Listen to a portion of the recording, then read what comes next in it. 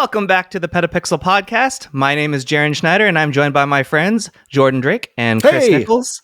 It's great to have you back, Jaron. We're happy to see you back in your podcasting room. I like the festive fire. I like the fire theme. Yeah. It's all fire. I was telling Jordan about this before we started, but you'll notice I've had this blanket behind me for a while now. I'm a Gonzaga Bulldog. I went to Gonzaga, and I'm a proud alumnus. Yes. I also a sport thing? Yes. Okay. I also have the same mug, the same pattern on this mug as I do on this. I was wondering about that. I was hoping Jaron could move the mug back and forth and get them to match, and then suddenly the mug would appear. But the forced perspective is very difficult, especially with his big sensor camera. It's not going to work, everyone. I'm sorry. It was like, were the Bulldogs sponsored by Hoya Sportwear? Was that how that worked? Or is there like a thing there? I don't know much about Bulldogs other than I can't breathe very much like they can't breathe through their nose very easily. They can't. You're right. Not a well-designed Also, it's not just a sports thing, Jordan. We have like just it's mainly, you can see the basketball here. It's mainly that, but we have other stuff at the school like education. I thought Gonzaga was just all about finding your life partner. I thought that's how they have I'm glad you brought that up. They have an insane percentage of like the people who go to school and stay all 4 years. It's like 89 or 91% of them meet their spouse while there. Wow. And I am one of those. That's like the camera store. That's a nice that's a huge change from what all the other elite universities do as far as relationships between young students. Never ends up very nicely, so I hear. Oh, I see where you're going with that. But I liked the camera store thing because, that is true as well. Oh, yeah. It makes Absolutely. me giggle. So, as a heads up to anyone listening, we are recording this ahead of when we usually do. We usually record on Tuesdays and publish on Wednesdays, but Chris and Jordan are going to be in New York for a Sony event, and they need to be there on our regular recording day. So we'll not be talking about anything that they announced at that event today because, there's videos about it on the channel already. Yes. And at that time, in the future. Exactly. So you can watch those. Including the 300mm lens, which is also being released at the same time. We've already shot a video for that, so we do know about that one, and it'll be on the channel. But legitimately, and this is highly unusual, we have no confirmation. We have not been told what is happening, the reason they're doing a whole event. So we have our inclinations. We think we know, but we will discuss that when they are back next week, and we'll go over all your questions and comments at that time too. Which is good because we have so much to talk about today anyways. We'd have no time. Yes, on that note, today we're going to talk about how Canon made the world's first 24-105 f2.8. Yeah. I kind of wanted to get Chris and Jordan's response to the testing that I did on the new MacBook Pro with M3 Max. I assume you just played video games. Maybe I did actually play video games. Yeah. Yes. And then the last news story is there's a neural network that was developed by this company unrelated to any smartphone brand that says that they can majorly improve smartphone photos to the point where they are almost indistinguishable from standalone cameras in terms of quality at 100%, which is interesting. But our main story is, what does it mean to have content authenticity in photos, like at a cryptographic level? There seems to be a lot of misunderstanding about what this means. And as teased by Jordan and Chris last week when they were with Ted, who graciously filled in for me, that's different than a lot of you think. So I'm going to have Chris and Jordan ask me questions. I've pulled in all of your questions, and I actually spoke with the group that's behind it to make sure I have all the right answers. Oh, nice. I did no research, which is perfect. So I will be taking the role of the viewer, just an uninformed person who's done no research whatsoever. And Jaron's going to have all the answers, and it's going to be great. Fantastic. All right, let's get to it.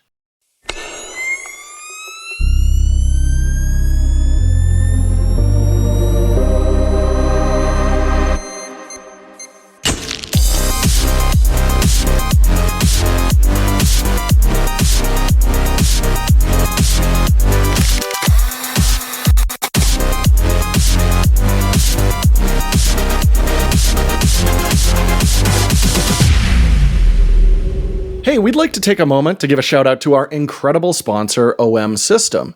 You probably know them as Olympus, but they've undergone an amazing transformation to OM System in the last 2 years. And to celebrate OM System Week, the second anniversary of the OM System brand, they've prepared something truly extraordinary for you. OM System is giving away an unforgettable Lindblad Expedition 4.2 to the breathtaking landscapes of Iceland along the National Geographic Explorer. The best part, they're also including an OM5 camera and lens to make sure you bring back the absolute best images of your voyage with a really compact, really powerful camera kit. This is a giveaway you won't want to miss, so make sure you head over to their website and enter for a chance to win. All you need to do is share what nature means to you.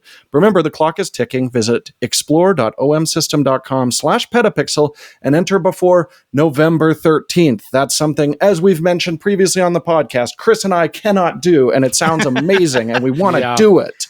You know what's funny to me? And I didn't think that this was not like something I'd even considered. Ted also hasn't been to Iceland. Nope. None of us have been to Iceland. No. I'm actually really shocked Ted hasn't been, because like he's been shooting for a while, and he's like the art guy. You'd think he would have found some reason to go. I'm sad for him. I'm sad for Iceland is the home of art. That's where it didn't originate. My it's point the home was of stupid. ice. Is actually what it's the home of. But, I think the key thing here to remember, we've been talking about this now for a couple of weeks. It's a big trip. It's an amazing experience. But you're down to like 8 days left. This is it. Cutoff is coming up. So definitely get on that right away. Don't miss your chance. This to me seems like one of those ones you sort of have no excuse not to enter, because it doesn't require that you shoot with a specific camera. It doesn't require anything other than you just show interest in going. It just requires you to not be affiliated with PetaPixel.com in any employable way, shape, or form. That's right. I mean, hopefully everybody has some idea of what nature means to them. So you'll have a photo ready to go, or you can go out and shoot. Hopefully this will inspire you to take some beautiful photos. Thanks to OM System for making this all possible. And remember, OM System Week celebration is your golden opportunity to win big and capture the magical landscapes of Iceland. Mm-hmm. Unless you're Chris Nichols and Jordan Drake and Jared. Do it for us. Ted Forbes. Ted, yeah, because Ted appeared on the podcast. Now he can also no longer win. Oh, we actually promised him he was going to win, so that's going to be a real awkward conversation. Yeah, I don't know why you did that, because you can't make that promise. I'll make a lot of promises that I can't keep, Jared. That's... Oh man! Before we do news, I do want to say thank you all for your the well wishes that I was out last week. I don't know if those had anything to do with it, but everything is now fine. So to explain, it's not really like personal or anything, but my dad, who is immunocompromised, caught COVID. And so that is particularly rough. Scary. He hasn't been able to get the vaccines either due to some like complications with his medications and whatnot. So he was like fully not protected, and it got kind of scary there, but he has fully recovered and he's feeling much, much better. So thank you all for your concern. I appreciate that. There you go. So good to have you back. Oh, thank you. Yeah. News! Jordan, what do you think about a 24-105 f2.8 that's as big as a 70-200? I think that is awesome. I kind of love it. It's funny. It seems like all of the major full frame manufacturers are like focusing on a specific area. Like we've talked repeatedly about how Nikon's just killing it with telephotos. But if you're a standard zoom person, like Canon, you've got a really good 24-70-2.8, but then you got the 28-70 f2, which is one of Chris's favorite lenses ever. But then if you're like, that's not enough reach, I need more. Now you've got like a super fast one that like enters into real telephoto territory in your standard zoom as well. When they first announced, I was thinking it was going to be like a broadcast style lens. And it's big. It might still be. Yeah, it's a big sucker. We haven't touched this yet. That's something definitely to point out. We're hoping to get our hands on this in the future. It's my understanding there's not one in the United States or North America at all for you to touch right now. That's why. Yeah, it seems like it's all international, like European and Asian people who have got their hands on this thing yet. But I think it's, a really exciting option. I mean, one of the big benefits for mirrorless was smaller lenses, but also making formulas that would make no sense with a larger flange back. So it looks like Canon's really taking that to heart.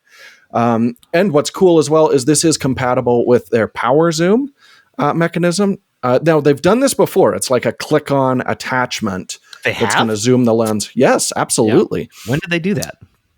They announced it simultaneously. So they did this previously with an 18-135 for the 80D back in the day when they were like, this is the vlogger's tool of choice. And the 18-135 was not a parfocal lens by any stretch of the imagination. So it was a little impractical, I would say. So I'm really looking forward to testing this because shooting a 24-105 at 2.8, the tolerances are going to have to be absolutely incredible for this thing to actually maintain focus while you're zooming. I mean, our very own Jeremy Gray gave us some good information. I mean, this thing's almost 3 pounds. We don't know if it's parfocal though. I mean, that's kind of, would it have to be if you're relying on Canon's autofocus and you've got it locked on someone, it doesn't have to be parfocal anymore. Yeah. Yep. It's interesting. I mean, we've always talked about how versatile 24 to 105s are. They've always been f4s. I mean, so this does make a lot of sense. I do feel like it's aimed absolutely at maybe more of a video base, possibly like sports and action. I could see people, enjoying this as well. Like would a wedding shooter rock it? Maybe, maybe you don't have to buy the power zoom stuff. Obviously that's going to be an additional expense on a somewhat expensive lens. I mean, this is more expensive than a 24 to 70 f2.8, right? $3,000. Big. Lots of glass. Yeah, it's a serious thing. So, geez, that power zoom adapter is not cheap either. No, heck no. It's like $1,000. And you have to power it separately if you really want it to go as fast as possible through USB. Dang. Yeah, but the one thing I was kind of surprised by the price. I was expecting like that, $5,000 kind of mark with this. Oh, so you think this is a good deal? I actually think that this is going to be a workhorse lens as long as you're okay with the size and weight of it. And like you said, it's a classic 70 to 200. A lot of wedding shooters had that, and those were 3-pound lenses. But yeah, this is just such a killer range. And if there is that video potential, I think it's also really exciting. This is the first Canon lens with a dedicated aperture ring. They've done a lot of, they have the custom control ring, and you could actually ship it into Canon and get it declicked, but this is a declicked aperture ring built right onto the lens. So it's cool that they're supporting that now. We can look forward to more lenses with that in the future. Yeah. Image stabilized, I'm excited as well. Yeah, I'm excited too. We'll play with it when we play with it. So one thing I guess I'll use this as a way to point it out. I actually love 24 to 105. I have loved 24 to 105 for a long time, and I remember way back at like when WPPI was like still like the place to go and hang out with people, and like it was still like a major event. I would talk to a lot of people that were just like, why can't we get a 24 to 105 f2.8? And everyone would be like, well, because it would be huge and it would be unwieldy. This is actually not as big as as I, in my mind, thought back then it would have to be. This is still manageable. I'm shooting with the 24 to 105 right now, by the way. That's what's on this webcam. So it works great. And I would love it if it was an f2.8, although I don't think this would fit on my setup. Yeah. Just back your chair up a tiny bit. You'll be fine. So yeah, I mean, I hope you guys get your hands on this at some point soon, but we are kind of like way behind on Canon lenses, and it's not because we're choosing to be. We just don't have them. It's been so busy too. Oh my gosh. Yeah, it's been a busy year. So much to do. We should mention too, they launched 2 other lenses at that point, which was kind of interesting. Yeah, a 2 to 800 super slow lens. And then also, we finally have an RFS lens that makes sense. We got an ultra wide, so you can get wide angle coverage. That was the first thing they needed to get in that line, and it really should have been released alongside the R10, R7. But now it's out. Don't be negative. It's out now, finally, at least. Yeah, that system makes a lot more sense now. And yeah, the 2 to 8 is very interesting. I find it fascinating. Canon's really leaning on like small, slow super teles. As opposed to, I feel like Nikon's found a better balance between aperture and size and weight. But again, I got to hold judgment. I haven't played with this thing yet. I will ask Chris this because Chris famously selected a long, slow lens in one of the videos that you did as a showdown with Ted. And you like that long, slow lens. So can you tell me what kind of photographer is going to be like, yeah, give me those long, slow lenses? I mean, just to clarify, the reasons why I volunteered to take that lens were first off because I needed to give Ted an advantage. That's what you say. You say you handicapped yourself. Yeah. So that it was really because of out of graciousness, and also just when you have the skills and experience that you acquire after 14 years plus of YouTubing and being a photographer, you gain. I don't even need light. I don't even need light to take pictures. How are you with him so frequently, Jordan, and that you don't want to just? You can't take it anymore. I mean, sometimes you can see. I just like he's saying something I don't entirely agree with, so I'm going to smile and look straight down the lens. Yeah. If viewers at home, and if you're just listening to the podcast, you should know I'm not aggressively nodding while he's saying. Yeah, and my eyes rolled so far back that the pupils were no longer visible. No, look, okay. For a more slightly serious answer, I mean, first off, slower lenses. on the plus side, they do give you a little bit more depth of field. And with cameras now, if you are shooting in good light, of course, on larger sensors, cameras nowadays do give you good, even if you have to crank the ISO, your performance is very acceptable. So I have gone more easy on that, on lenses like that nowadays.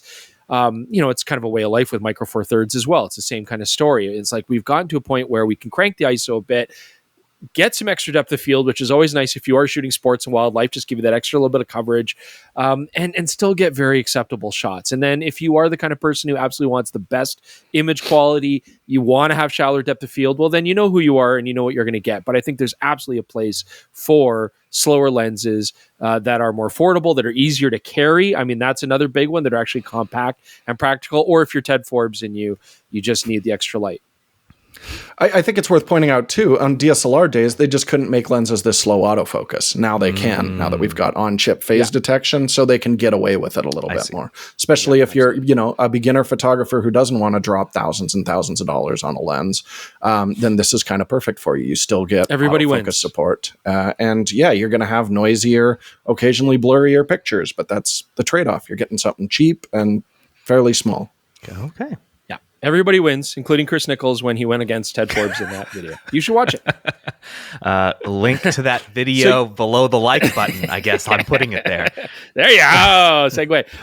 So, Jaron, what video games have you been playing? Tell us about this new ultra powerful, more powerful than the Ultra chip. Yes. Thank you for that segue. So we got an early review sample of the M3 Max powered MacBook Pro in the new Space Black, I believe that's what it's called. Color. Oh, the pretty one. Yeah. It is a fingerprint magnet. Absolutely. It is very much... Which is why they never do this. Yeah, I touched it. I was like, oh, I see. Okay, yeah. I was only using it for like an hour, and you could see like on the base of where your hands lay on the keyboard and the trackpad, there was like a very noticeable like lightness there that was in the exact shape of my hands. So you do need to clean this more frequently if you're like me and can't stand looking at smudges. But that aside, everything else about the way this looks, including the display, where the ports are, like the battery life, basically, all of it's the same as previous models. So there was really not a lot to go over there. But performance-wise, holy smokes.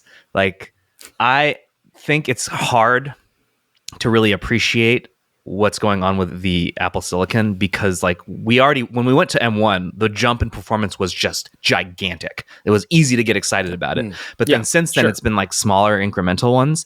So in my mind, I wanted to frame it about, okay, how is it compared to where we were not very long ago? So a year and a half ago, we got the M1 Ultra in the Mac Studio that I am currently using right now.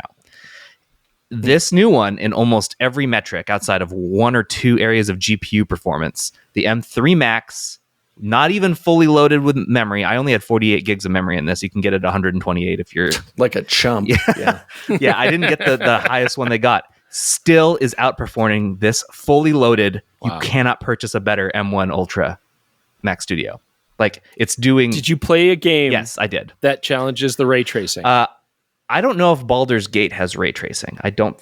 You have Baldur's Gate now? So here's the deal. It's difficult to find a AAA game right now that you can play on an Apple computer. That a new AAA game on an Apple computer is rare. Yeah. Baldur's Gate is one such rarity. I cranked this bad boy to the max. Every setting I put on ultra or high. The fans are not even at maximum. Like, it's chewing through it. My fans are at maximum right now, and we're just... I know. So I actually... Your fans are at maximum if you're typing a Word document. I actually put a note in here about how like the fans do turn on, but they are nowhere near as loud as Chris Nichols' Gigabyte Arrow. So this thing is... And is the game fantastic? Because I want to buy it. I have not played enough of it because I don't want to, because I'm trying to get some other people to play with me. So I don't want to get so far into it that I feel like I have to totally... Yes, the game is very fun. You could play with my friend Chris Nichols. Yeah, as soon as I find the non-existent time. Yeah, I'd be like, hey, Chris, you want to play Baldur's Gate? And he's like, I'm in New York at a Sony event, Jaron. No. Yeah. Anyway, this computer is really stinking fast. It's really impressive that we've put an M1 Ultra's capability inside of a laptop, beat it inside of 2 years. And unlike Chris's Gigabyte Arrow, it'll do that without being quiet. plugged into the wall and quiet. Right. So Without being plugged to the wall is a big one. Yeah. And the M2 Max that I was using for our 8K video, that's still my laptop right now, I haven't been able to find anything where, like, I'm not very concerned about export times, things like that. It's a matter of like performance while I'm working. Yeah. That was the first computer where I felt like, I can just work with 8K video and it's just like I'm cutting. There's no slowdown. Yeah. It's a seamless workflow. So to have even more than that, I guess we got to get that Blackmagic 12K camera back. so that's again, you bring up a really good point, because try and work that. Apple sales on Macs are not great right now. They're pretty low, and I think one of the there's two reasons for this. One, you just explained it. If you've bought an M series computer recently and you have an M2 or whatever, why are you upgrading? A lot of people are still on M1 Max and M1 Pro and are like totally fine, totally happy. I think that's a major problem because they're too good. The M chips are too good that people don't feel the need to upgrade. And in addition to that, gaming was never really a big focus point for Apple. Yeah. Now they're trying to push. Now it will they're be. trying really I knew hard. it. Yeah, you called this way back at the iPhone event. Yeah, man. Yeah, I'm like, they're going for the gaming market. Why not? It's a huge industry. Why would you miss out on it? Yeah. I'm so stoked that makes a lot of sense. that I can bring one computer that allows me to play a game I want to play and also edit when I'm out with you guys. So like now I can be like, okay, I'm going to my room and playing Baldur's Gate by, and I don't have to like hang out with you. It's wonderful. That's not true. I'm not actually going to do that. I play a video game called, the only time I have now is to play a video game called Make YouTube Videos with Jordan Drake. And it is a grinding game with the frustration level of like Dark Souls, like the original. Like, man, I die every 5 minutes that we go out and make these things. Anyways. And the community around that game, I mean, is really a toxic environment. Before we move on, what I do want to say about this is if you have an M2 series chip, you probably do not need to upgrade to M3.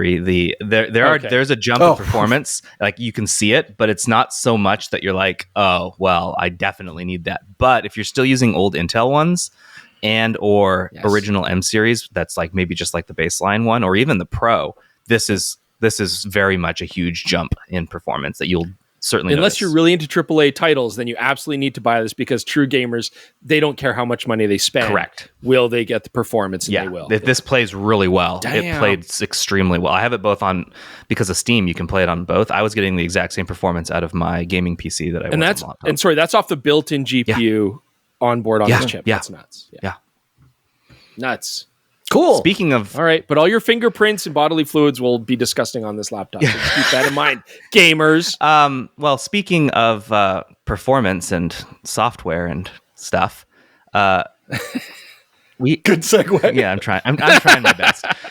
There's a new artificial intelligence-based neural network developed by a company called Glass Imaging that they claim that they can really push image quality on smartphones through software.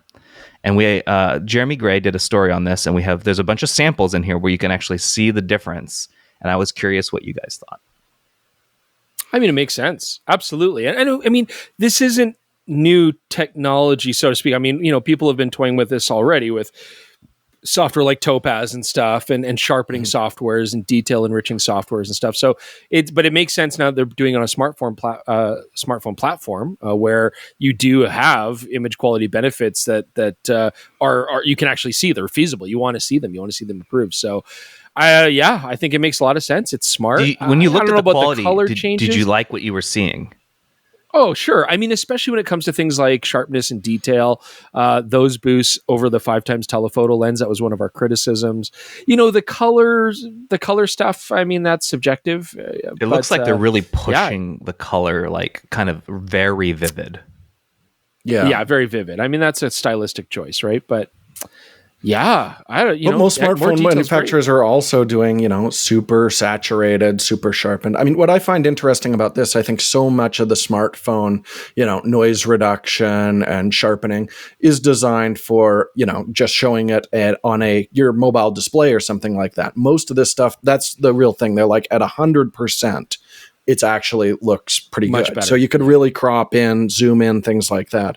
Where I find so often all this, it's just like, yeah, we can dump a pile of noise reduction on it because nobody's going to be looking at this thing up close. So it's just a different way to look around it. But again, it does remind me of like, Topaz on the desktop, which is designed for photographers who are looking at stuff zoomed in. And there's a lot of examples there as well. So it's new competition, which is great. The way it's great. The way this is going to work is you wouldn't have to do anything. It would just happen. So like with Topaz, as you mentioned, you actually have to bring it in and apply that to it. The way they're envisioning it is when you hit that shutter button, this just happens. Yeah. It always makes me think like when or if are the traditional camera manufacturers going to allow people to do this other than after the fact and post? And I don't think they will. Like that's the thing with the smartphone industry is that companies like Apple and a lot of Android phones, they open their APIs and they allow developers to come and play with their technology and utilize their hardware in interesting ways. And that does create a very robust environment and industry for being creative and making changes and making it very convenient for the user. And I know that there's like this growing level of frustration, I think, with a lot of photographers who are like, well, damn, when isn't this cool stuff going to come to my camera? That's funny about this is there's actually, we'll come back to this later in the episode because there is a specific question about this later. I mean, unless you want to answer it now, since we're here talking about it. No, we'll come back to it. But I think, it's like... You're definitely not alone thinking about that. Yeah. No, it's interesting. Yeah. Results look cool. The other thing this reminds me of the AI thing. I mean, yes, we did we get schooled last week? I mean, yes, machine learning, deep learning, all these things are parts of AI.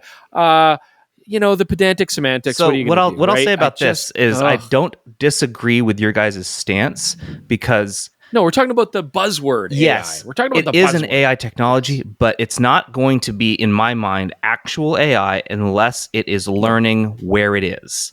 The stuff that's in cameras where you guys were talking about machine learning has to be sent to it remotely. Yeah. So it doesn't learn after it's on the machine.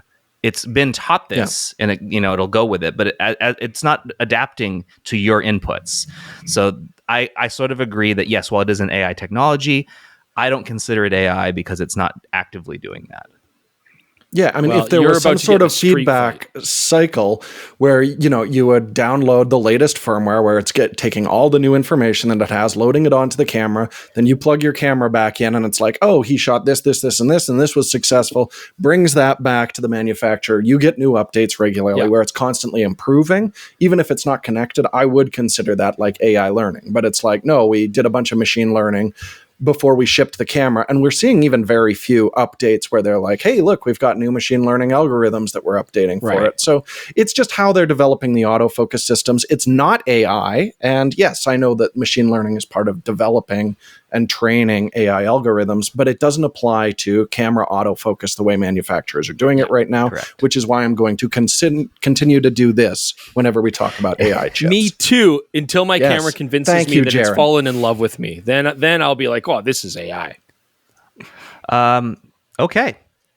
I don't know if that's going to show up on the recording, but I hope it does. He threw confetti on my screen. I think you threw confetti on your screen because it made it look like I didn't click it. You didn't have to. Maybe there's a hand gesture that makes it do that? If you pretend to celebrate with an Apple camera associated with if it sees it, you have to go turn it off to do it. But it's a new thing that's in the new software that you have to. Oh well, hopefully, if you watch this on YouTube, it should be there.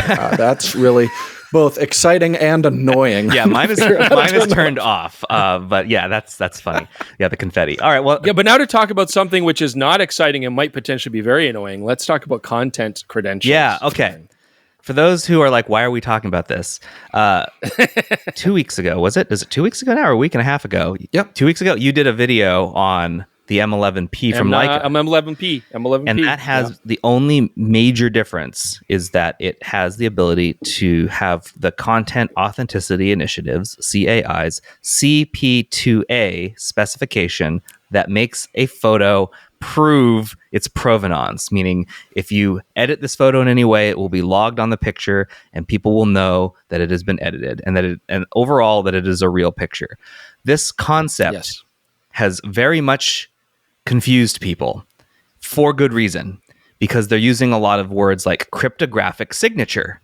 And when people hear crypto, hash data. They think like, oh, it's on the blockchain Scam. or it's a certified scam. signatures. Yeah. So here's what we're going to do. I will answer all questions that you guys have. We're going to go over some questions that we've specifically been asked by the listeners, and I will do my best to fully explain what all this is, because it's not just all y'all. I actually got questions from my team while I was out of the office. They're like, what is even the point of this? And I'm like, I can explain that, but I don't feel like everyone else is doing a good job explaining it, because clearly everyone doesn't know. So why don't you guys ask me anything you like? That'll get us in there, and then we'll move on. The first thing I want to start with then, Jaron, explain how it's going to work as far as what we've already kind of toyed with in the industry, and this is like content credentials, authenticity belonging to a particular copyright or the original photographer. So while this will integrate that, this is not about copyright. I want to make that clear. Mm-hmm. This is not the point of the CP2A specification. It is in there as part of the metadata, but the whole point of this is just to be able to show that a picture is what the picture says it is, because this is all brought up due to the proliferation of photoshopping, making a picture something that it's not, and just AI imaging. I would imagine. Yeah. Is it real or not? So the answer to your question is, this is actually more concerned with, is this photo real? Did this actually happen? Okay.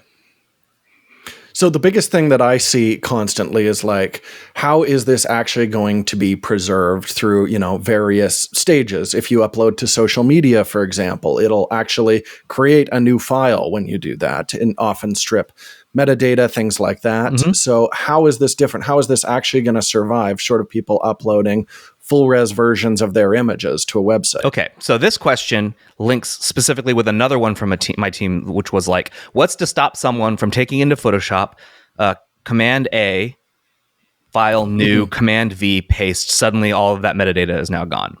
So like, what was the point of all of that?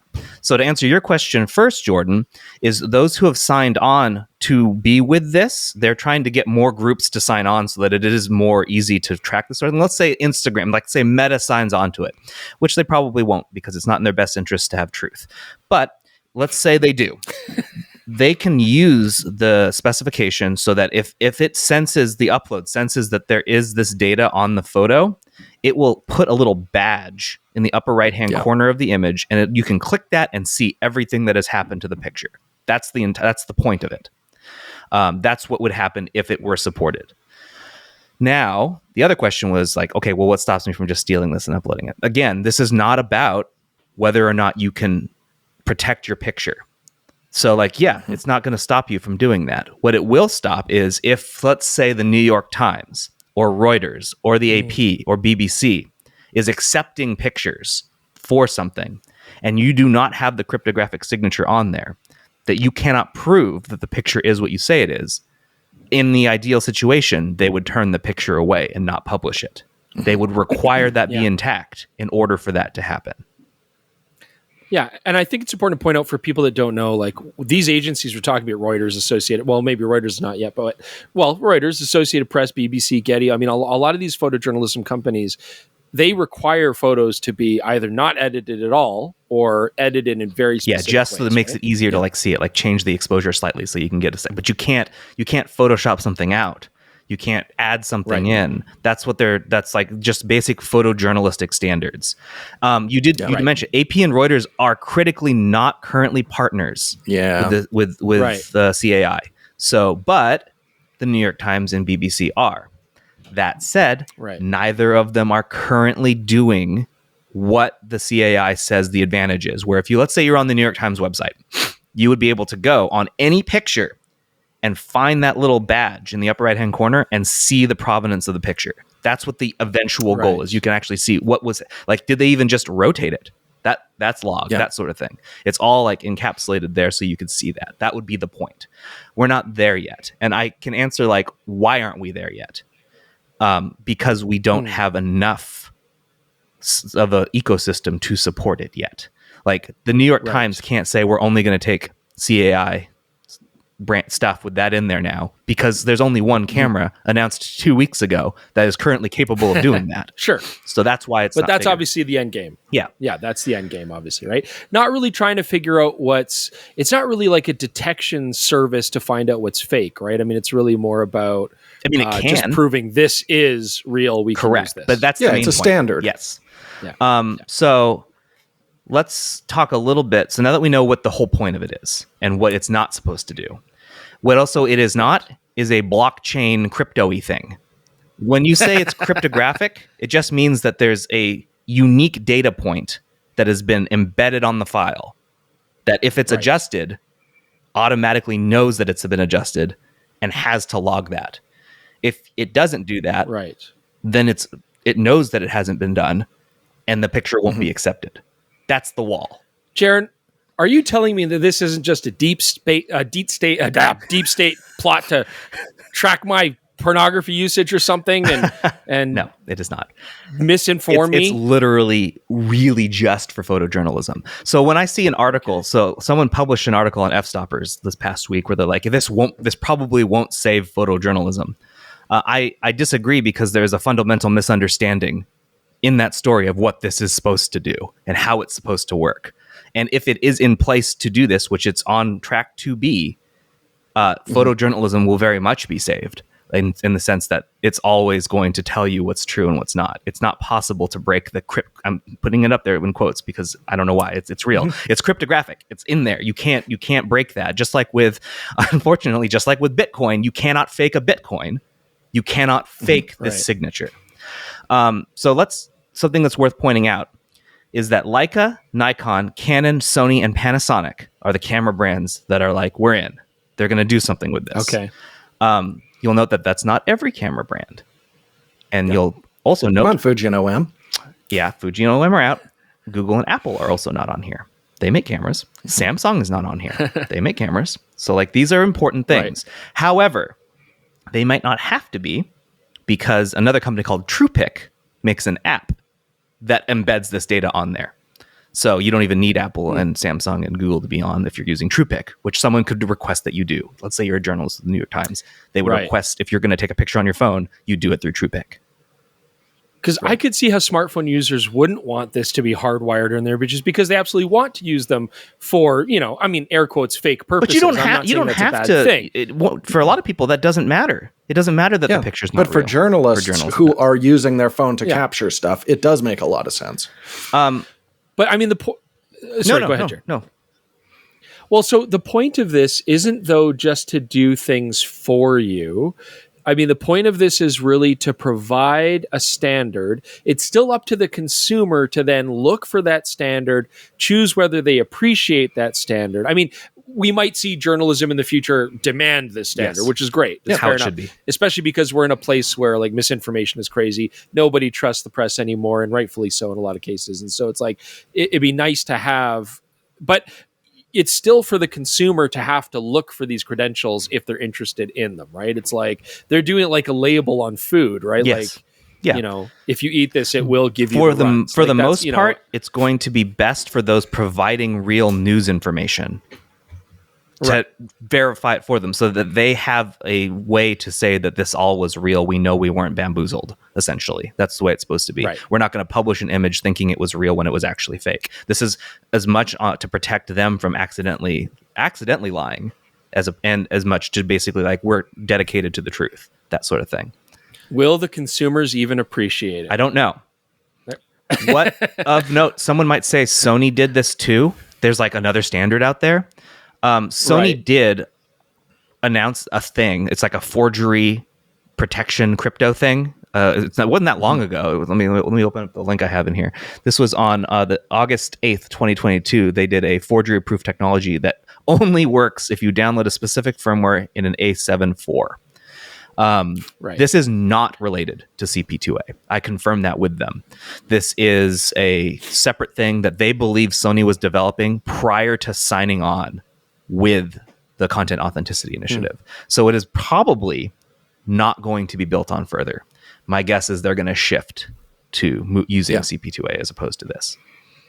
So if anyone's curious. So I remember even a few years ago, Chris, we were having kind of a discussion where I was saying, like, if they can find some way of like a very secure image verification thing, it could almost lead to like a renaissance in photojournalism, because I feel like right now it is like the standards between citizen journalism and, you know, a professional Reuters, or if they jump onto this AP or something, if there is a widely understood standard, then that suddenly becomes much more usable now that it's so easy for anyone to like make a fake image with AI right now. Or, you know, if or there in like is a a war standard zone, that people understand. lie, Yeah.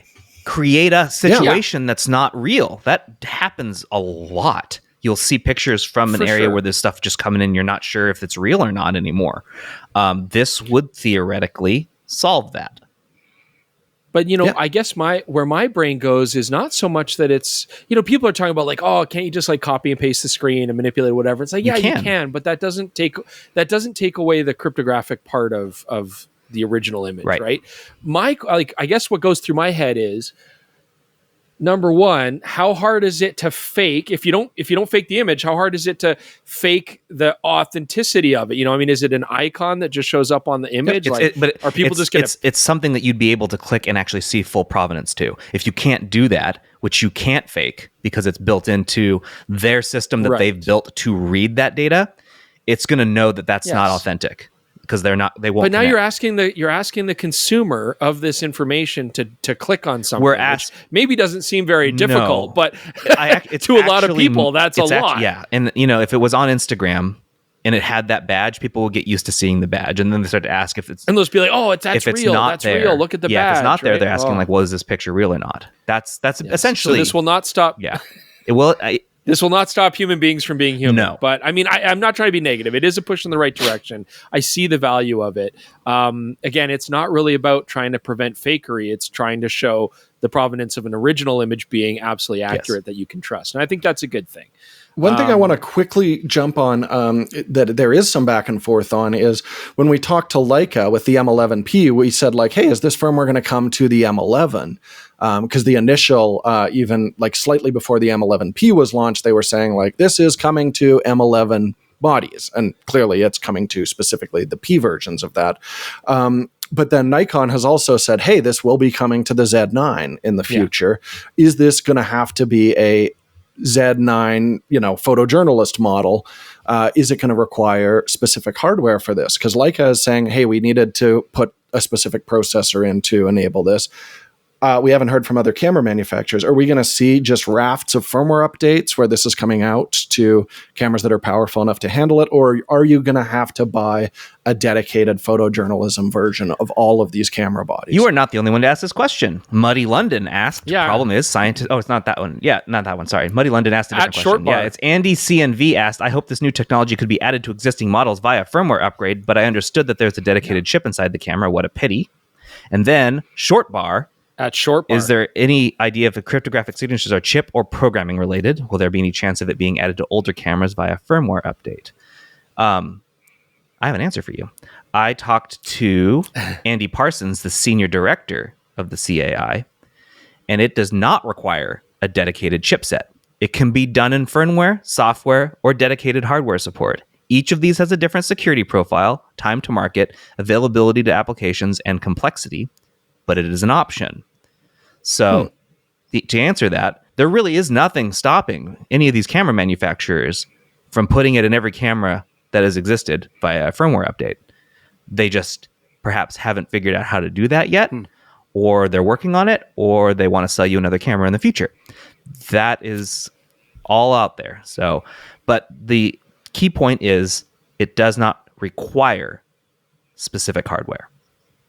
So, as photographers, we should pressure the camera manufacturers to give that functionality to in-market cameras to help make this standard more viable faster. Because if it's just going to be in new cameras, we're talking 15 to 20 years before this is actually usable by everybody. Because people are still using DSLRs, and that's, we can't expect to have to buy something every time.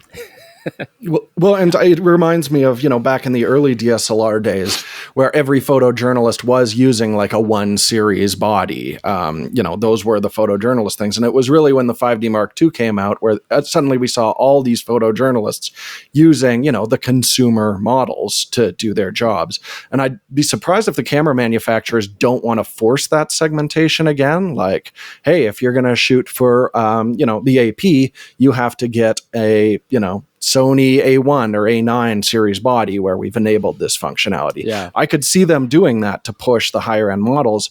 The big difference is that photojournalism is not a big business like it was 20 years ago. They're not going to have the budgets to like outfit everybody with $5,000 to $7,000 cameras. So it's going to be interesting. And if a third-party company has a way to add this data on after the fact or as an added-on app or something like that, then that would kind of eliminate any issues of segmenting the market anyways, right? So we'll see if that happens. I mean, that would only be on smartphones. It wouldn't be on a camera thing. Right. I'm going to go... Yeah, but it's science. Science can do almost anything, Jaron. So that we don't spend too much more time on this, I'm going to go and answer these specific questions in order. So the Flying Dogfish asked, as a software developer, I highly doubt C2PA will change anything. Whatever can be displayed on screen can be manipulated. I think what they're basically saying is you can still create a story even if you don't edit your picture. Whatever you've chosen to capture in the camera can manipulate people's thoughts. Yes, that's not going to change. But what will possibly change is that people will know that was a real picture. They don't necessarily know what you did to create the picture, but they at least know you didn't fabricate elements of it. And that's the only reason this exists. It's not there to tell you, is that a real situation? I don't think we can ever expect a camera to be like, ask the photographer, are you sure when you're hitting that shutter button, is this really the angle you want? That's not going to happen, but that's a different story entirely. Another man alive. Man, that is a hard name to say. Alive, yeah. Another other man alive brings up the situation about basically the copy and pasting and using Linux to duplicate it, as opposed to just like all of this. By the way, the algorithm will read. It will know that it's not the original. If it's duplicated, it'll know. If it's not duplicated, it'll know. It'll know if you're trying to trick it too. So that's not, again, what this is trying to do. It's not trying to make it so that you can't edit pictures. It's just going to... Right. Okay. So let's see here. Muddy London said, problem is scientists have proven that any sort of marker protection can be removed with AI. Again, not the point. You remove it, that's fine. It's just no longer got the authenticity, and the organizations that support it will no longer accept the image. So I don't care if you remove that stuff. It doesn't matter. It's not the point. Yeah. And then the final thing, the cryptographic signature. Okay, so this is from Z Destructor. The cryptographic signature on pictures and editing. Just how transparent is it to photographers and other creators? Also, just how easy is it to completely strip the signature and pretend it's a random picture? Lastly, how are they going to do the whole web of trust thing? Specifically, old school certification authorities or some really ugly decentralized energy waste. I hope I've answered this question. Right. It's going to be transparent as long as the places that you're seeing the pictures choose to make that transparent. How easy to strip the signature? Very. Again, not the point. And also, there's no, it's not connected to the blockchain or anything. It's on its own in the picture. No one's becoming a billionaire off this. Maybe CAI. They don't make any money, I don't think. I will actually look into that. I don't see a reason why PetaPixel cannot be a supporter of the CAI. So I will ask and see if that's something we can do. Are they going to get their own jackets where it says like CAI and they have agents who go around trying to stop cryptographic? I was wondering how long until this joke would come. Stolen. And it's like the CAI is kicking down your door. Like, all right, I'm taking the. You ruined all my fun, Jordan. Jeez. I'm fun. You're not fun. All right, so we've basically done the what have we been up to and what will be happening. We did that at the beginning of the episode. Y'all are going somewhere. Have we done what have we been up to? Well, do you want to? Do you have something you want to add? You got a Pentax on your desk. No, we're going on a Sony trip. Yes, I have a Pentax K1 II on my desk because this whole thing here, this is because when people see these out in the wild, they lose their mind. They're like, whoa, Pentax love. Like even in the video, we used it in our thumbnail or something. People are like, whoa, Pentax K1. But yeah, we're playing with that 50 millimeter classic lens, which is cute. So that video is going to be coming out. We've had a look at it to see if it really does what it says it does. So you'll want to stay tuned for that. And my passport's out because, we're going on our trip, I guess. Anything to add, Jordan? I read a book this week, which I haven't done in a while. I got Matt Singer's book, Opposing Thumbs, about the glory days of Siskel and Ebert. Ebert is like an incredibly important figure. It was like his early books and watching that show that got me into movies in the first place. And he had a blog after he lost his voice due to surgery that I was absolutely obsessed with. I think it's some of the best modern writing that you'll read about, not even film criticism. He just wrote about his life while he couldn't speak, and it was fascinating. So I'm a huge Ebert fan. This book rocks. And what I found really interesting is, I'm younger, so I kind of knew that show towards the end. Way when to point that out. To but it ran since the late 70s, right? So where they kind of learned to get along with each other and stuff. But the amount they hated and actually tried to sabotage each other in the early days is just fascinating. If you want to read about it, like Chris has been moaning about our, tempestuous relationship during this show. It's nothing. We got nothing on that. Like, I'm not trying to get you fired from your job or something, Chris. So it's an amazing, insightful read. I totally recommend it. Oh, yeah, man. good book. It just came out last week, so check it out. Opposing Thumbs by Matt Singer. All right, 25 minutes left, and I have Tech support. Wall of questions. So let's do it. From RedJack22 on Spotify asks, "Hey guys, we talk about image stabilization and how many stops in lenses and sensors, but how do they measure the number of stops? Thanks." Yeah. That's a mystery. It's SEPA. We've talked about SEPA ratings, and SEPA is a standards organization that, rates things like battery life and stuff. They do also have image stabilization tests. I don't know the exact particulars of how they do it. I imagine it goes with a fixed shutter speed versus some sort of test chart to see at what level of detail can be maintained as the shutter speeds go slower and slower and slower. Yeah. But I would say, like anything, SEPA's ratings tend to be very enthusiastic compared to practical terms. Except when it comes to batteries. In some cases, and in which case it's the opposite, an underestimation. So it's funny that they do that, but it's essentially how many stops can we expect to get equivalent sharpness at a slower shutter speed. Yeah, I think you touched on something that's really important. Is it's not a practical real world benefit. We see a lot of cameras now with 8 stops of stabilization. So on a 200 mil lens, you should be hand holding that at like a second or something like that, which is impractical in a lot of situations. It is. Yeah. But you will get those results sometimes. Where it's a really good benchmark is to say like, oh, this is a little more, if previously it was 6.5 stops, now it's 8 stops, it has improved in their particular testing. The thing to remember is they do it at 50 millimeters. So when you're looking at like extreme telephotos, you're not going to get those kind of results. You'll more likely in the real world get like 3 to 4 or something like that. But it does give you an idea when you're looking at IBIS specifically. It's all beneficial. Image stabilization is great, and it's beneficial and it's wonderful, and we should all appreciate it. But you still have to remember that IBIS and image stabilization do nothing to stabilize your subject in any way, shape, or form. So, like Jordan said, if you're shooting sports and action, long telephotos typically, but even street with a 50, doesn't matter. Yep. If you've got fast-moving subjects, you need to have a fast enough shutter speed to freeze that, right? I mean, a lot of people would always give me flack, like, "Oh, why are you shooting these telephoto tests at 2,000th of a second and stuff?" It's like, "Oh, blah, blah, blah, IBIS, yada, yada." It's like, I'm shooting birds in flight or something. I want to be able to capture that animal and have its wings sharp if it's flapping away or taking off. So I like to have that extra shutter speed. There's more to it than just the stops and the numbers. Yeah. One other thing I want to mention quickly is it does tell you how effective it is, but not how it actually appears. So there are some cameras out there with extremely effective stabilization for taking pictures that looks really janky when you're recording video with it. So don't treat stabilization stops as a reference for how it's going to look. For that, we actually watch samples. That's why we go out and walk with these things. And we can say like, look, Panasonic and Olympus looks fantastic.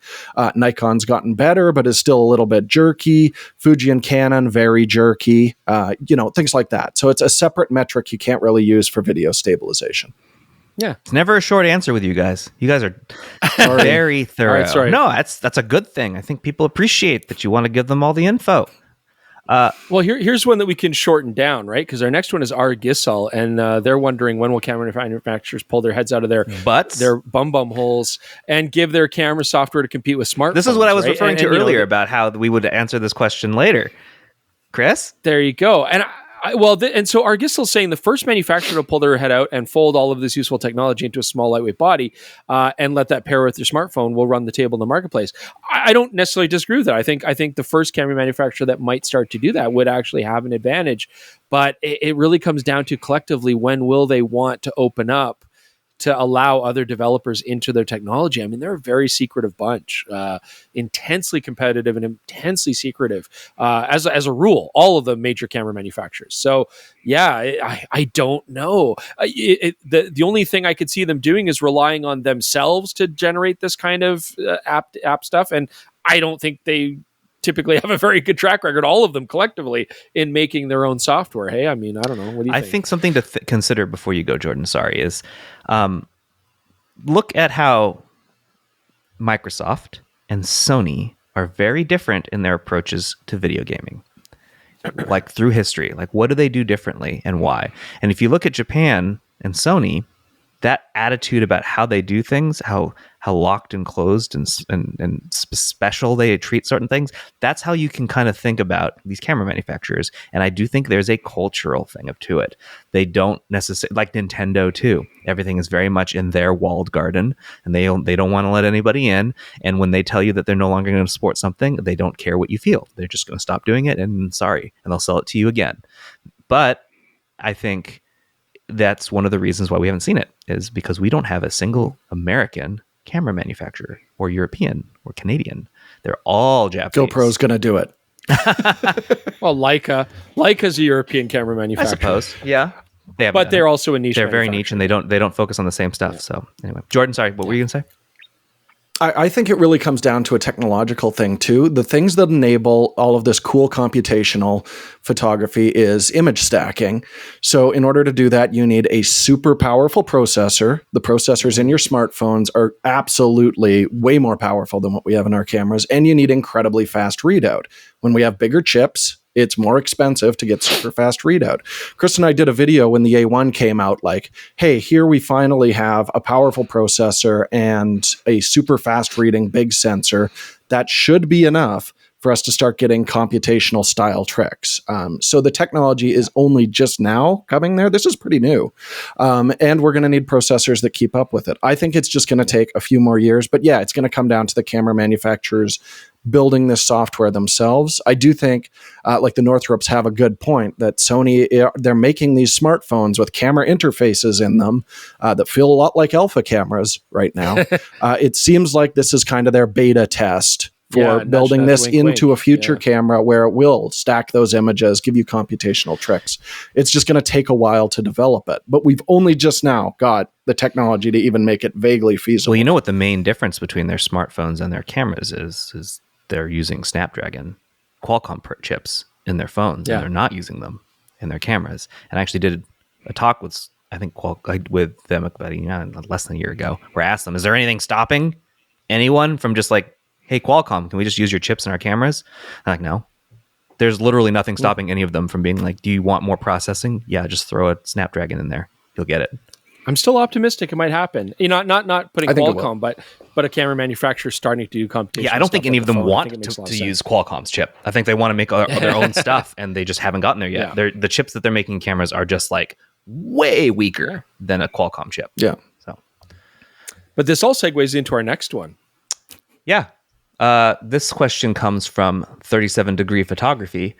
I understand that the mechanical shutter exposes the sensor all at once, while the electronic shutter is limited by the line-by-line readout speed, which can cause rolling shutter with fast-moving subjects. But even when the sensor is exposed all at once, the readout speed of the sensor remains the same. So how can the mechanical shutter resolve the rolling shutter issue? How does that happen? Best regards from Switzerland. I can tackle this if you want, or Jordan, if you want to, I can tackle it. Go for it, Chris, and I'll fill in any gaps if I Sure. think there's. Yeah. So there's actually, this is a very confusing subject, and there's actually a few mistakes in the assumptions of 37-degree photography, which I think a lot of people have. So, first off, the line mechanical shutter exposed to the sensor all at once isn't actually true. So mechanical shutters can suffer from rolling shutter as well. And rolling shutter is where you're getting the image, typically we see electronic shutters where it's scanning from top to bottom, for example, and whatever's happening at the top as a subject is moving, like maybe something's driving through like a bus or a car on a horizontal plane, as something's moving, where it starts scanning at the top is very different in time to where it's scanning at the bottom. And so the subject actually goes into a hard diagonal. Or if you move the camera, same thing. And it happens for vertical or horizontal stuff in slightly different ways. But mechanical shutters can experience that as well. Mechanical shutters do not necessarily expose the sensor all at once. They do when you're doing slower shutters, but not when you're doing faster shutter speeds. The real issue, as I understand it, is when a sensor in electronic shutter, that's where it's actually exposed to light the whole time. So when the electronic shutter, the sensor is always on, right? I mean, you got your live view and then you choose to take a picture. And so as I understand it, what the camera has to do is reset the sensor to 0. And when there's light exposing across the entire sensor, it has to wait until it's read out every single line. It's got to read out a line, process the data, move it on, then read out another line. It has to do that without resetting any of the sensor until the last line is read. And so there you get this effect of this scanning from top to bottom. When you have a mechanical shutter, and I don't want to get too far into it, but there's portions of time where some areas of the sensor are exposed to light, but others are still blocked by the shutter. And what you can do then is read out those lines in blocks as they're exposed. Then when they're covered by a shutter, they can be reset. That data can be handled later. It doesn't have to be handled in sequence. And so that does allow you to avoid some of that rolling shutter issue. Yep. The other thing I guess I would add on there is rolling shutter is based on readout speed. We talk about this all the time when we review cameras, and all different sensors have different speeds of how long it takes to do that full readout. And so some cameras like the Sony A1, some cameras like the Nikon Z9, we're getting up to quite fast shutter speeds, equivalent shutter speeds with these readout speeds. So rolling shutter ceases to become an issue for the exact same reason it ceases to be an issue with mechanical shutters on traditional cameras. So I don't know. Does that make sense? I hope so. It's complicated. Anything you want to add there, Jordan? Yeah, the way I always look at it, and you touched on it, is that mechanical shutter is cutting the light off very quickly, as opposed to like exposing it very quick. So you've got a hard cutoff from when there's no light at the start of it. And an electronic first curtain shutter is generally a little bit slower because then it's initially reading the sensor at the top of it electronically, and then you've got that fast cutoff at the end. A fully mechanical shutter, fast cutoff at the end, fast cutoff at the start. That makes it so you get those very fast sync speeds, which are really useful with strobes. But that's a good way to look at it. It's confusing and technical, and I'm sure someone else can explain it better than any of us can, but I haven't found that person yet. So. Yeah. But, a simplistic way to think about it, though, remember that with electronic shutters, your readout speed, like we were just testing some of the Micro Four Thirds cameras, right? And I believe it's the Panasonic G9 II that can do like 100th of a second. The one can do like 1/25th of a second. At 12-bit, I found some issues there. So a 60th of a second at its standard photo mode versus a 1/125th stacked. But you're talking about an equivalent shutter speed of like 125th of a second on something like that, or like on the OM1, which has a stacked chip. It really comes down to a limitation of wiring, processing power, and the chip technology. That's why now that we're seeing these faster stacked sensors, which have faster readout speeds, mechanical shutters will become a thing of the past, honestly.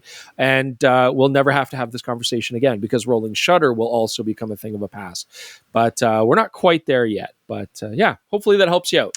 Best regards to Switzerland. Cool. Thank you all again for the good question, and for Chris and Jordan for answering it well. All right, we got 2 more in this section. Both of them are from SpeakPipe. The first one is from Blake Epstein. Let's listen in. Hey guys, real quick, just want to say I love the show, but I've been thinking about upgrading to an S5 2X eventually, and recently I hung out with one of my buddies, and he let me try out his A7C II, and I was just blown away by how fast the autofocus was. And it's got me like rethinking, like, what should I get? What should I prioritize? And I kind of want to know, like, what do you guys prioritize in a camera? Like, what features or specs do you focus on?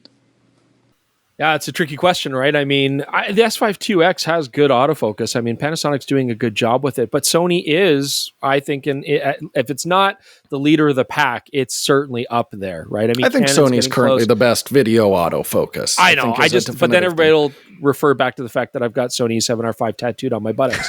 So Chill.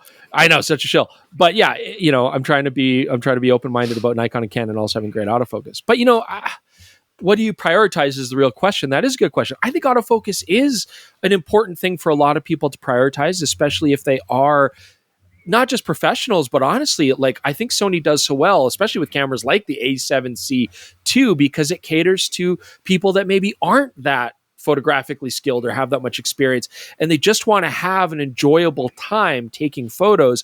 And if you have a camera that can focus really nicely and effectively and generally predictably where you probably want it, then that makes the picture taking, whole experience fun and easy and straightforward. And I think that is a real advantage. Image quality to me is kind of down the list. Color space, I don't care, like color theory, color science, yada, yada, yada. I want it to handle well. I want it to feel comfortable. Sexy is a nice touch, and autofocus is important. That's what I like. For me, I think- Jordan, you want to go first? Oh, go ahead. You want, I was just going to say we have a perfect case study for this, which is the Blair documentary. I was gonna bring that in up. terms of making video. Yeah, where we have, I prefer working with the files from the Panasonics. The GH6 gave me access to slow-mo. With oversampled quality that I don't have in the Sony lineup, except, the lower resolution A7S III, ZVE1 that we didn't love using. But yeah, we had the Sonys for brilliant autofocus on telephotos, which was really useful for Chris.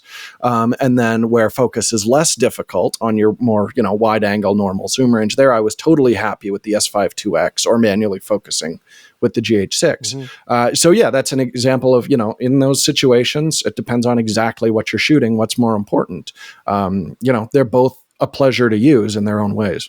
Right tool for the job. when I was on that with you as well, I don't know, you guys noticed it, and so did everybody else. I chose to use a camera that I don't think anyone else would have chosen to use. I used an R3 and I used an R5, and I will pat myself on the back here because I kept getting compliments from everyone. My pictures were very good. And the reason they were very good is because I knew my system. I knew exactly what I was getting. When I pulled that R3 out of the box, which I rented, by the way, I didn't have to change much because I know exactly what it's going to do and how it's going to perform.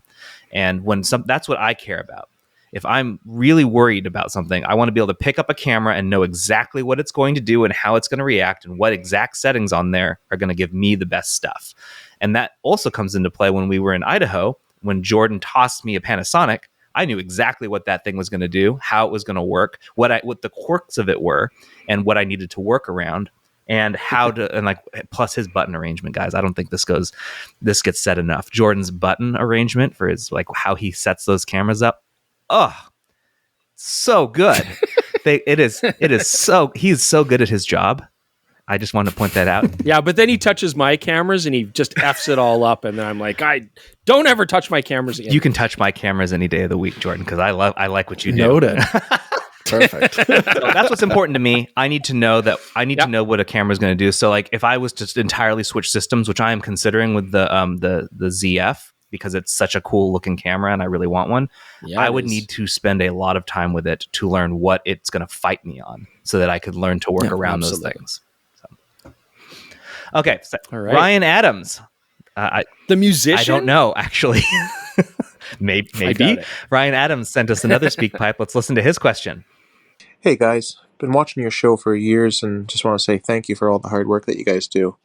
I'm a Nikon shooter and have been shooting with a Z6 for a number of years, but I recently just sold it in hopes of upgrading to a Z8.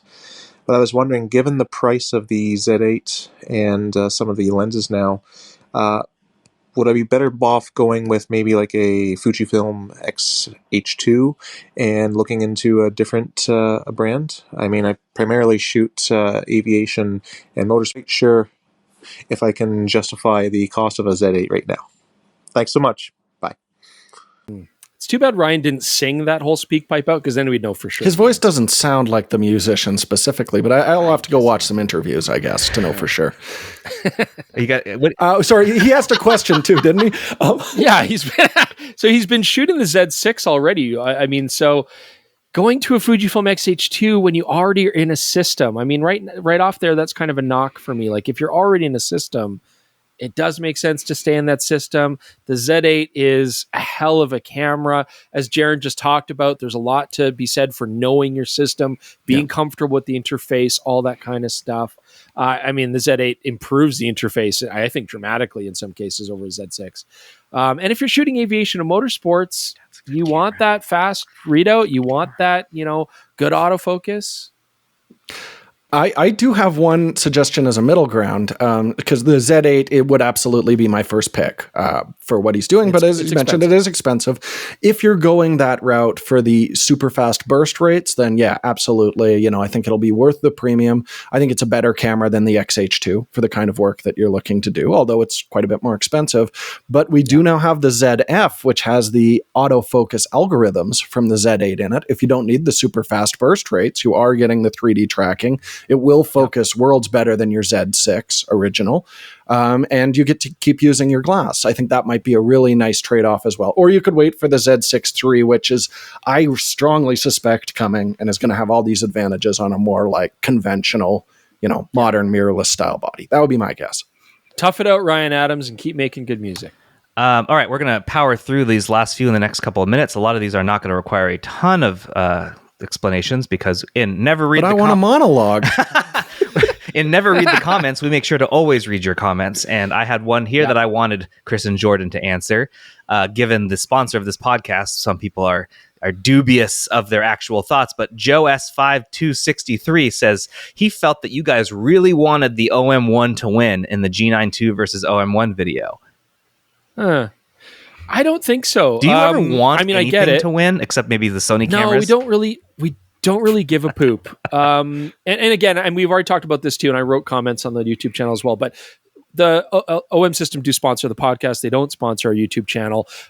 We would never want to be in a situation where we're reviewing cameras on the YouTube channel and then being sponsored, in some global way. I mean, if a manufacturer wanted us to do a sponsored video for their product, that would clearly be totally separate and all that kind of stuff. And even then, like, and I don't know, indicate Jordan, it and display it, right? Like this is sponsored by blank. The comment I made was, we worked at the camera store for years, started our channel there, and that was where the manufacturers are selling you their product. And we would say things about like honest, unbiased opinions about these cameras, and sometimes we got in trouble, didn't we, Jordan? We did, straight up. I remember that Japanese press trip where our boss was very mad at us. Oh, or Hasselblad, they didn't like. I mean, we say what we think because we just don't know how else to do it. Honestly, we're just not built to like shill for companies. Is why we keep joking about it. We keep finding it so silly when people claim we are. And I get it. I get where the mistrust comes from, but it's just not the way we are. So the OM1 did win in certain, and we do it by categories, which we've already acknowledged is not like a full-on way to review cameras against each other. It's fun, it's accessible, it's digestible for YouTube. That's why we do it. And there's still some good information there. But I mean, Jordan's still going to use the G9 II. It's like his new favorite camera because that's the tool he prefers. I'm still going to use the Olympus OM1 for the stuff I do, Riverside, because it's familiar to me and I like the way it does that, even though the video's not. I mean, we said the OM1 video is yucky compared to the G9 II, and the tracking autofocus I believe we said mops the floor, with it. Right? Yeah, but the autofocus too. And those are very important things to have on a camera, right? Like, so yeah, it's silly. I don't know. Well, I think one thing really important to get across is you have been shooting your fly fishing stuff for trout fitters well before OM was a sponsor, even going back to the DP review days. So you know that system very well. And it's like you said, it's your everyday carry. It's the camera that you're generally bringing around with you if you're not reviewing something. And the G9 II is my current favorite camera. So comparing these two, it's going to be pretty nice to both of them because out of all of the tools, like I've got a basement with a pile of cameras here. These are the two that we've chosen to do our jobs, to pay our bills. So we like both of them a lot. But and I think it comes across in the video. It was very close. Like it's not. In every category, they're very close, except video, where the OM1 shoots annoying video. Okay. It is a pain to shoot and work on with. This note, Let's go. I actually had a question related to this that nobody actually asked, but I'm just genuinely curious, and I haven't asked you guys this yet. Are we still largely drawing a line between photo and video capability with the Micro Four Thirds manufacturers, or is that blurring now with the G9 II? I think it's really blurring. We did do a G9 versus the EM13 video back in the DP Review TV days, and that's exactly where we wound up going. It's just the OM1 became a more capable video camera than they had before, but not to the extent that the G9 II is now a vastly better stills camera. I remember our sample varieties, 2 companies, right? Largely. So yeah, Panasonic's always had great video capabilities, and that comes into their camera. It makes it an excellent hybrid. I think it has to be stated that the fact they've now incorporated phase detect AF into Micro Four Thirds is a huge win for them. Yeah. And OM1, they've had that for a while, but their autofocus still needs work, and their video now, hopefully they're going to come back with something interesting. We'll see. All right. Lightning round. From Morph Senior on the last pod, because for some reason you only had video questions on the last podcast. He is now, they are now asking, do you guys have any interest in doing reviews of consumer drones for photography? Almost every drone review channel on YouTube is video centric. We'd like to hear your take on using them for something like landscapes. To keep it quick, the only thing I would say is that would be great. But then you're like, well, the drone's already up there. We should probably record video, right? And then it's going to be like, okay, well, now we've got the videos. We might as well talk about what that looks like. And then before you know it, we're just doing a full featured review again. Yeah, I would love to, we'd like to do more drone reviews. We didn't get super heavy into photo when we were looking at we've only done one, which was the Inspire 3, which is designed for like high-end filmmaking, high-end video production. So we didn't dwell too much on the photo side of it. If we were doing a more consumer drone, I would absolutely want to touch on that. Yeah. But so much of the features, photo and video capabilities really overlap a lot these days. Yeah, but creatively on a personal level, I would love to take some drone photographs. I think that's actually a really neat genre, and you do get some beautiful compositions you would not be able to get without a helicopter back in the day. So I think it's something I would love to do. Jason1675 asked, genuine question, how did Leica become so expensive? Because as he goes on to state, it wasn't always this way. When Leica first came out, they weren't an expensive luxury brand. How did this happen? They were still fairly expensive. But yeah, I think what it really comes down to is they've gone to a point where they have the market share that they want. They have the amount of production they can handle. Everything is still, for a lot of the M camera stuff, handmade in Germany by artisans. And not just artisans, I'd even go so far as to say family members almost, right? Like people who've been with the company expensive for decades. It's expensive. And these aren't, you're not just trading people in, at minimum wage. Like these are people that are dedicated to the business, have lived there their whole lives. So there's something to be said for that. But also they are making and assembling them by hand. Beyond that, of course, the materials they're using, it's all very high end, right? I mean, everything is machined incredibly precisely. It's all beautiful. And on top of that, they're a luxury brand. They carved out their niche there. And that's where they decided they wanted to compete. And that's what you do, right? I mean, you see the same thing in watches. You see the same thing with vehicles, with almost anything you can imagine. So I think that's where it comes down to. Okay. Thank you. All right. It's not about do they make better photos. It's always right tool for the right job. And in some cases, a Leica is a very fun and very effective tool. Some final questions on your Tamron lens review.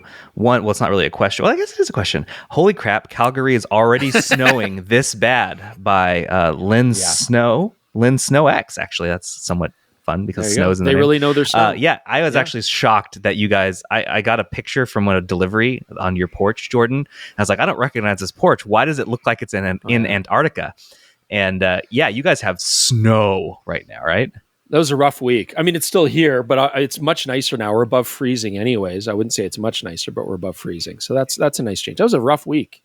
Yeah, and we do have that 300 video that just came out, was the day it all started, where it transitioned from freezing rain to snow. That day sucked, so I hope you enjoy that video. All right, two questions. One is from QBUH, and the other one is from Ferrum Master. I wonder if that's like iron, like Ferris, Ferrum Master. They wanted to know why you didn't do a video portion for that Tamron lens, and then talking about the vibration compensation there. And then does it focus, breathe? How's the AF versus Sony's lenses? How many stops of VC? How good is it for video? Jordan, why didn't you answer these burning questions? I've been shamed by Sigma executives for my obsession with focus breathing. In that case, Chris and we're taking a different stance with the breathing thing. I think we're going to look at, like, is this a lens that would be used in filmmaking? That particular focal length, aperture on it.